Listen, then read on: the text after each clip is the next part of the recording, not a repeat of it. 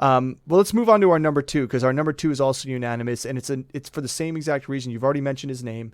The same exact reason why we like our number one is a chance to have a guy that can go for 1,000, and that's Eckler. Now, And touchdown, touchdown, touchdown. Like exactly. all he does is score Touchdown cap. touchdown. Now, the thing is, Eckler is yet to rush for 1,000 yards in his career. He's been over 910 yards 2 seasons in a row, both having at least 204 carries.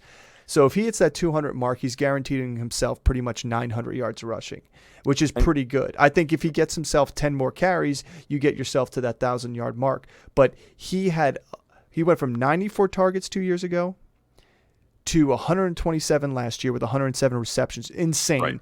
But Right, that's what I 4 was years gonna ago, 4 years ago, he still had 108 targets and 92 receptions. So the past 4 years, this man has been gobbling up air yards. And I love it because it is so easy to get the ball in his hands. He's so squirmy. He's got that smaller frame, but built stocky. It's hard to take him down. And when he gets ahead of steamrolling, he's going. He's a fast little dude. And yeah, he finished fourth overall in standard scoring. So that being said, it was only by 9 points from Josh Jacobs that top five guys were all kind of stuck together a little bit. I don't think you could go wrong, even if you wanted to take him as your number one, if you're a Chargers fan or if you just feel better about the Chargers this year. But unanimous, number two for me. This guy's going to get checkdowns. He's going to be used like they used Tony Pollard last year a lot. And I also think He's used more. Yeah, I think he's used Except more he in the doesn't get rushing 50% of the rushing carries. Yeah, he's going to get Sorry, line share. 48%. So I love him as a number two. It's an easy no-brainer pick if you're sitting there and deciding who you're going to take, and McCaffrey's already off the board. Yeah, I mean, again, you can whatever we just said about McCaffrey, you can say about Eckler. Like, he's a dynamic receiver of the backfield, and this is an offense that likes to push the ball downfield. So you got Mike Williams, you got Keenan Allen on underneath routes, and now you got Quentin Johnson.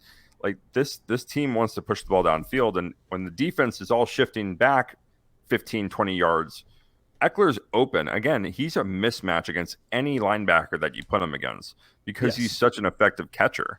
And he's a bowling ball. Like, he is tough to take down. You watch him and his runs, and even like the run after catch and the yards after catch are high for a running back because he's so effective with the ball in his hands. And he's a tough tackle because he's so low to the ground. He's a shorter guy, but he's stocky and ripped. I mean, look at his offseason training. He looks. Go follow him on Instagram. Yeah, go follow him on Instagram and just take a look. Yeah. Yeah. I mean, here's the crazy part, and this is being said. I mean, not to knock McCaffrey at all because he's a stud, but Eckler, since he came into the league, and I'm even talking about 2017 when he was a rookie, right? He came in and he has rushed for no less than 4.2 yards per carry. I mean, when you give a guy 200 touches and he does that, I mean, just look at people like Nick Chubb. McCaffrey's done it too. He's had a couple shorter, ones than that. He was in the threes for a season, but I think that was a tough season. That was an injury season.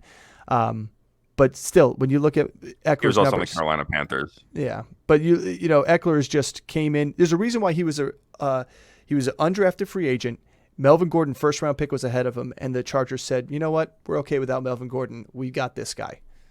And I think they're gonna. He may be a free agent after this coming season, but I'll tell you what, they're gonna use him to win and win. I mean, he's had 18 and 20 touchdowns in the past 2 seasons, respectively.